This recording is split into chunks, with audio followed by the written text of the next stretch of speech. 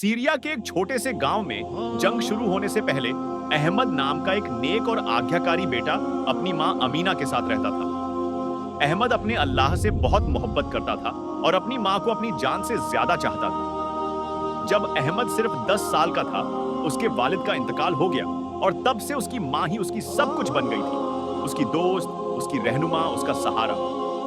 गरीबी के बावजूद उनकी जिंदगी इज्जत और सब्र से भरी थी। अमीना अक्सर सोमवार और गुरुवार को रोजा रखती थी और जो थोड़ा बहुत खाना होता वह जरूरतमंदों में बांट देती।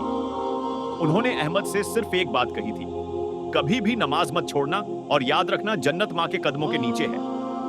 अहमद बड़ा हुआ, मेहनती और नेक इंसान बना। एक रमजान में उसने अपनी मां के लिए थोड़ा थोड़ा करके पैसे जमा किए और उन्हें मदीना से लाई गई बेहतरीन खजूरों का एक डिब्बा तोहफे में दिया। जब उसने वह खजूरें अपनी मां को इफ्तार से पहले दी तो उनकी आंखों में आंसू आ गए और उन्होंने कहा, अल्लाह तुझे जन्नत अता करे बेटा, ये खजूरें इसलिए मीठी हैं क्योंकि तू लाया है। मगर उसी शाम मगरिब से पहले एक हवाई हमला उनके मोहल्ले पर हुआ। अफरात फरी मच गई। अहमद दौड़ते हुए घर पहुंचा, लेकिन उसका घर मलबे में तब्दील हो चुका था। उसने अपने हाथों से ईंटें हटाकर मां को पुकारा, रोया, चीखा। घंटों की तलाश के बाद उसे अपनी मां की लाश मिली। उन्होंने खजूरों का डिब्बा अपने सीने से लगा रखा था। उसमें से एक खजूर अहमद की पुरानी कबरान शरीफ में दबाई हुई मिली, जिसे शायद वो पढ़ रही थी। अहमद जमीन पर गिर पड़ा, मां को सीने से लगाते हुए बस यही कहता रहा, या अल्लाह, मैं तो इन्हें सारी उम्र संभालना चाहता था, मैं तैयार नहीं था।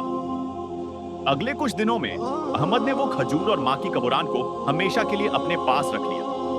वो खजूर उसने कभी नहीं खाई, उसे हमेशा अपनी जेब में रखता और कहता, उन्होंने मुझे सब कुछ दिया, ये खजूर उनका आखिरी तोहफा है, जब तक जिंदा हूं इसे संभाल कर रखूंगा। सालों बाद अहमद ने खुद को शरणार्थी कैंपों में यतीम बच्चों को कुरान सिखाने और बेसहारा औरतों की मदद में लगा दिया। जब कोई पूछता कि उसे ताकत कहां से मिलती है तो वो मुस्कुराकर खजूर दिखाता और कहता, मां की दुआ कब्र से भी आगे जाती है, आज जो भी हूं उन्हीं की वजह से हूं।